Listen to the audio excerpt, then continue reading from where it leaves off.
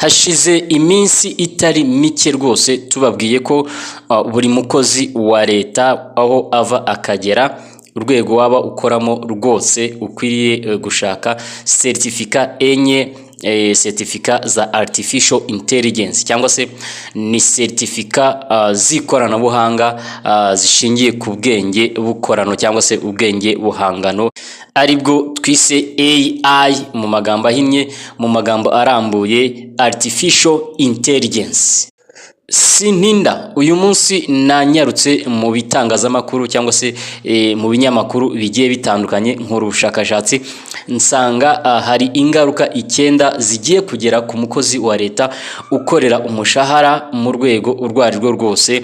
Izo ngaruka 9 zigiye kumugeraho kandi mu gihe kidatinze ndetse kitarambiranye. Murabizi neza ko iyi si yacu ifite umuvuduko mu ikoranabuhanga. Niyo mpamvu ndetse no mu kazi dukora ka buri munsi harimo umuvuduko ushingiye kuri technology cyangwa se ku ikoranabuhanga. Ubwenge buhangano, ubwenge bukorano bwageze mu kazi. Twajyaga tubyumva ari amagambo ariko ubu ngubu byageze mu bikorwa aho buri mukozi wese yategetswe gushaka certificat enye. Gushaka izi certificat rero ntago bihagije, urakwiye gushaka ubundi bumenyi ukamenya uburyo AI ikora bitewe n'akazi ukora, ukamenya uburyo wakoresha AI kugira ngo akazi kawe ukabyaza umusaruro, kugira ngo akazi kawe ugakore mu gihe gito gishoboka kandi ugakore neza. Umukozi wese rero utazi gukoresha noneho AI hari ingaruka zigera mu 9 ngiye kuvuga muri iki kiganiro.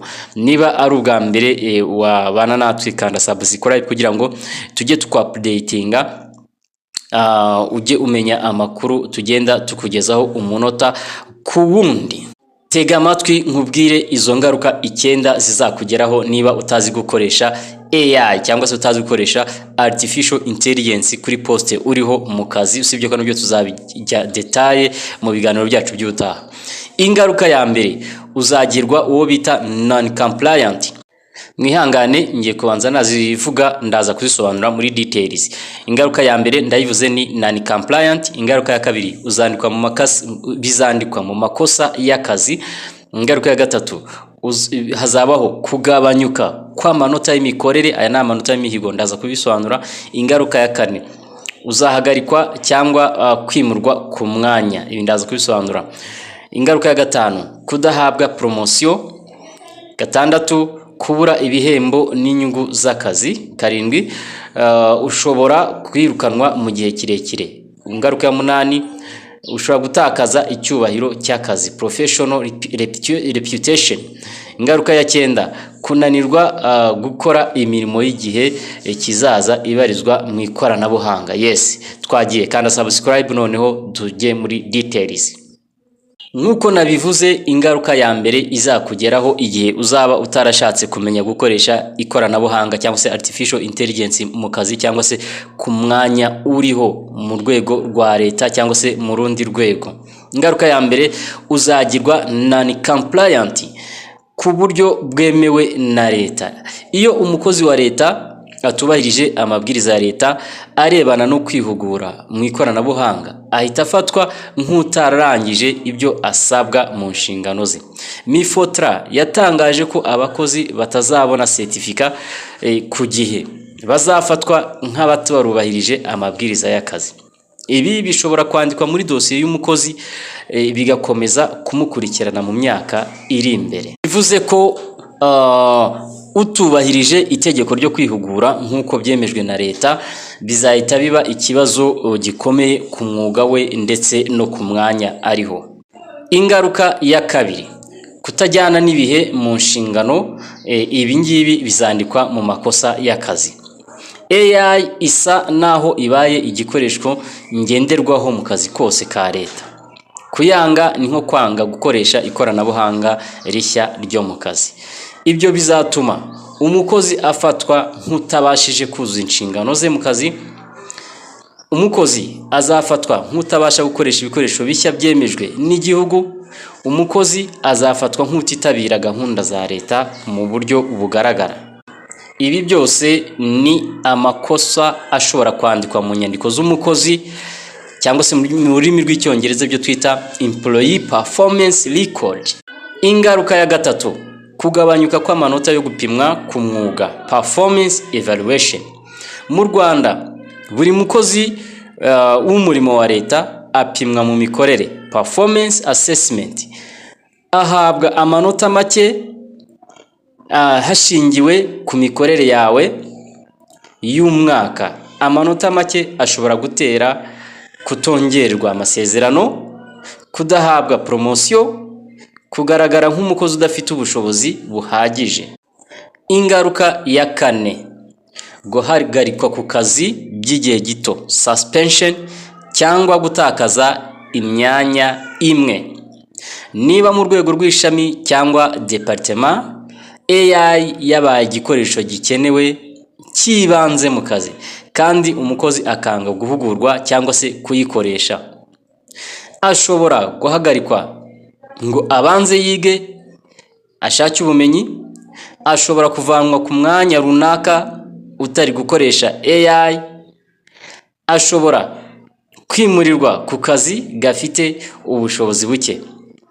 Ahangaha reka mbisubiremo, umukozi udashaka gukoresha AI mu kazi ke kandi AI ikenewe, ashobora guhagarikwa ngo abanze yige cyangwa se abanze yongera ubumenyi, ashobora kuvanwa ku mwanya runaka ukoresha AI agashyirwa ku mwanya udakoresha AI cyangwa se akaba degradé, ashobora kwimurirwa ku kazi gafite ubushobozi buke.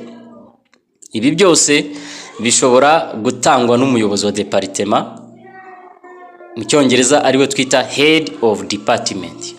Ingaruka ya gatanu, kudahabwa promotion cyangwa kuzamurwa mu ntera.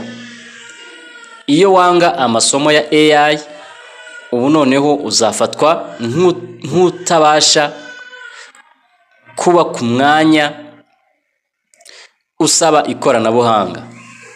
Ibyo bikubuza amahirwe yo kuzamurwa mu ntera, bikuviramo gukomeza kuguma ku myanya yo hasi ndetse n'ibindi. Guhabwa promotion mu kazi ubu bizajya bishingira kuri ibi bintu bikurikira: ubumenyi bujyanye n'ikoranabuhanga, iki kizajya kiraba ari icya mbere; guhaza ibisabwa na leta cyangwa se gutunganya akazi neza ka leta, ikoranabuhanga rigezweho ndetse n'ibindi.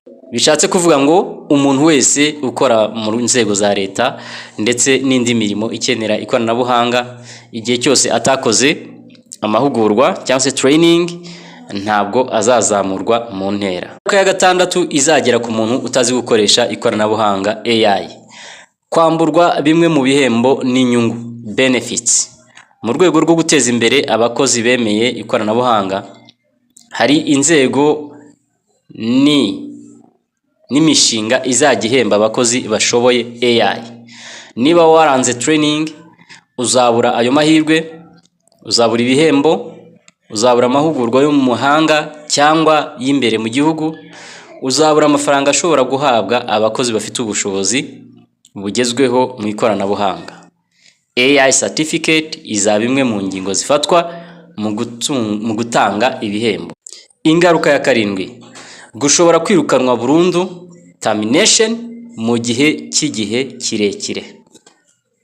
Niba utubahirije amabwiriza yo kwiga AI, kwigira ku ikoranabuhanga, kwihugura mu byo leta yateguye cyangwa se yategetse, ugasubira mu makosa, akenshi ibi bishobora kugera no ku rwego rwo gusezererwa mu kazi hashingiwe ku mategeko agenga abakozi ba leta.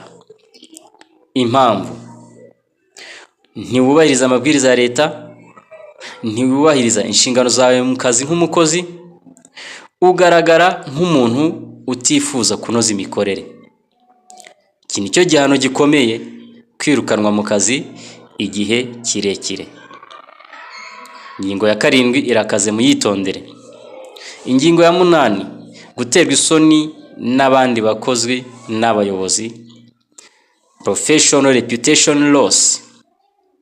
Niba abandi bakozi bamenye AI bikaguha ubushobozi ariko wowe ukabubura, ufatwa nk'umukozi usigaye inyuma. Abayobozi babona ko utabasha kubana n'igihe cyangwa se kugendana n'igihe kigezweho.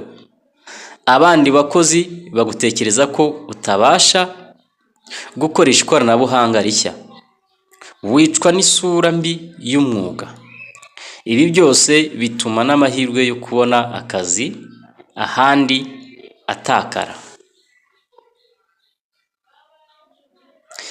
Ingaruka ya 9: kunanirwa gukora imirimo y'igihe kizaza ishingiye ku ikoranabuhanga. Mu myaka 2 iri imbere, raporo zose, gutegura inyandiko, gutegura raporo za buri munsi, kwigisha, gutanga serivisi bizajya bisaba AI. Niba utazi AI, uzahora usaba gufashwa n'abandi. Uzaba ufite ubushobozi buke ku isoko ry'umurimo. Uzabura amahirwe yo gukora neza inshingano zawe. Twabivuze, niba wakurikiye neza ikiganiro, urasabwa kwihugura ugashaka ubumenyi bushoboka ku mwanya uriho, poste ukoraho, kugira ngo umenye kwitunganya. Uzabane natwe mu biganiro byacu by'ubutaha, tuzajya tubabwira uburyo ushobora gutunganya akazi runaka ukoresheje AI. Twatangiye urugendo, kandi subscribe kugira ngo tujye tubana mu kazi kacu ka buri munsi.